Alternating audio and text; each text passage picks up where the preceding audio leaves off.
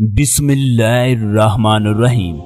दोस्तों, राजस्थान में एक मुसलमान औरत की जब वफात हुई तो उसकी कब्र रोज फट जाती, कब्र से धुआं निकलना शुरू हो जाता, चीखों की आवाजें दूर दूर तक सुनाई देती, जमीन उसकी मैयत को बाहर फेंक देती। अहले मोहल्ला और उसका शौहर परेशान था, ये ऐसा कौन सा गुनाह करती है कि जमीन भी इसकी मैयत को कबूल करने के लिए तैयार नहीं।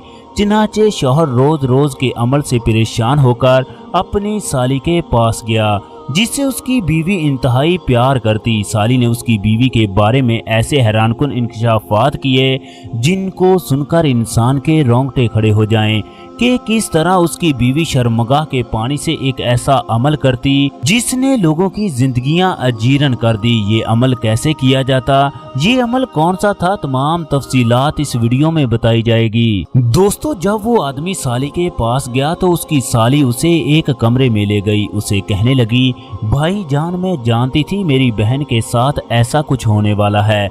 आपकी शादी को अभी हफ्ता हुआ है, लिहाजा मैं ये राज छुपाना नहीं चाहती।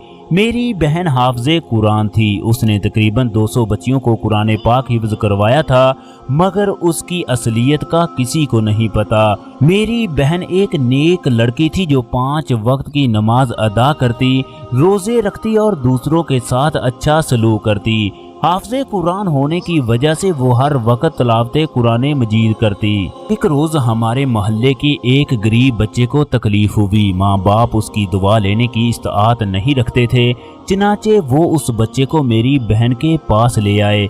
मेरी बहन ने कुछ आयात पढ़कर उस पर दम किया तो बच्चा कुछ ही मिनटों के बाद ठीक हो गया। इस वाक़े के बाद मेरी बहन पूरे मोहल्ले में मशहूर हो गई कि वो नेक लड़की है जिसके पास हर बीमारी और तकलीफ की शफा है। इसके बाद तरह तरह के लोग हमारे घर आने लगे। मेरी बहन उन लोगों को कुरान पाक की कुछ आयात लिख कर देती, जिसकी वजह से वो लोग ठीक हो जाते। वो हमें कुछ पैसे भी दे कर जाते, इसकी वजह से हमारा गुजर बसर अच्छा होने लगा। हमारे घर के हालात बेहतर हो गए। अचानक हमारे भाई का एक गुर्दा फेल हो गया। वो अस्पताल में जिंदगी और मौत की कश्मकश में था, जबकि हमारे पास उसके इलाज के लिए कुछ भी रकम नहीं थी। हमारे घर में कहराम बरपा था। इन्हीं दिनों एक मर्द मेरी बहन के पास आकर कहने लगा, वो किसी लड़की से शादी करना चाहता है, मगर वो लड़की शादीशुदा है। जबकि उस मर्द की ख्वाहिश थी कि मेरी बहन ऐसा कोई तवीज दे जिसकी वजह से लड़की की तलाक हो जाए, फिर वो उससे शादी कर ले।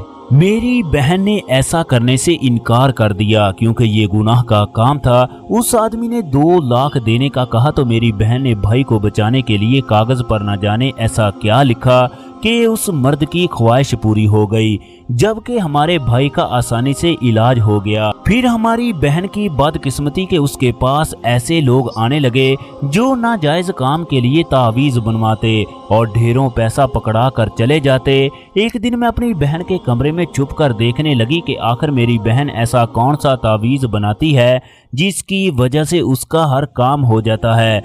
जब मैंने बहन को तावीज बनाते देखा तो मेरे रोंगटे खड़े हो गए, क्योंकि वो कुरान पाक को उल्टा लिख रही थी।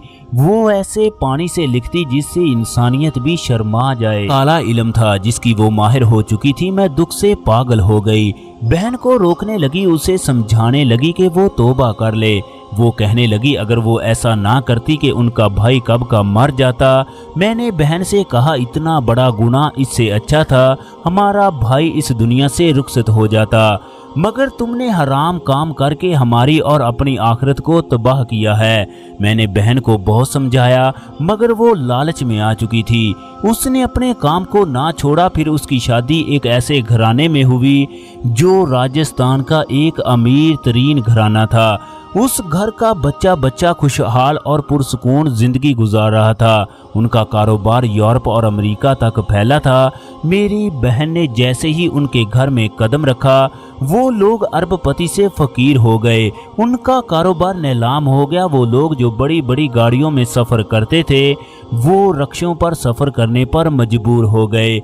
उनके बच्चे किसी न किसी वजह से फौत होने लगे, हत्ता कि उस घर के 15 बच्चे इस दुनिया से रुखसत हो गए। वो लोग परेशान थे कि एकदम से ऐसा क्या हुआ कि हम लोग सड़क पर आ गए। चनाचे इन्होंने एक बहुत बड़े आलम को घर बुलाया। उसने कुरान पाक की आयत पढ़कर आंखें बंद कर ली। फिर कहने लगा, तुम्हारी बर्बादी की वजह तुम्हारी बहू है। इसने न जाने कितने लोगों के साथ जुल्म किया। इसने हंसते बसते कई लोगों के घरों को उजाड़ा, तो फिर ये किस तरह खुशहाल हो सकती है। इसने कुरान पाक के साथ ऐसे बेहुदा काम किए जिसकी वजह से रब का कहर आप लोगों पर भी नाज़िल हो चुका है। अगर आप लोग खुशहाल होना चाहते हो तो इस औरत को तलाक दे दो। चनाचे मेरी बहन के शौहर ने इसे तलाक दे दी। मेरी बहन इस वक्त माँ बनने वाली थी। चनाचे मेरी बहन घर वापस आकर हमारे पास रहने लगी। हम जानते थे बच्चे की पैदाइश के दौरान औरत को तलाक नहीं होती। हो सकता है वो बच्चे की पैदाइश के बाद रजू कर लें। दोस्तों, वापस आकर भी मेरी बहन ने तवीज़ दागों से छुटकारा हासिल ना किया। वो कहती थी कि मुवक्किल मुझे इस काम के लिए मजबूर करते हैं। अगर मैं ऐसा नहीं करती तो वो लोग मुझे अजियत देते हैं, जिसकी वजह से मेरे पूरे बदन में तकलीफ शुरू हो जाती है। फिर मेरा अपने आप पर कंट्रोल नहीं रहता।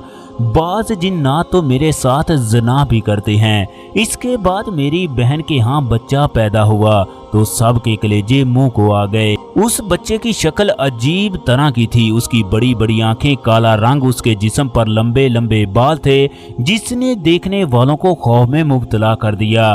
वो बच्चा चंद घंटे जिंदा रहा। इसके बाद वो इस दुनिया को हमेशा हमेशा के लिए अलविदा कर गया।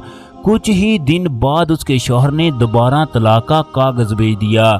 मेरी बहन फिर भी अपने कामों से पीछे न हटी। इसके बाद इसकी आपसे शादी हो गई। मेरी बहन शादी के लिए राजी ना थी, मगर हमने उसे शादी के लिए मजबूर किया। आप उसके दूसरे शौहर हो।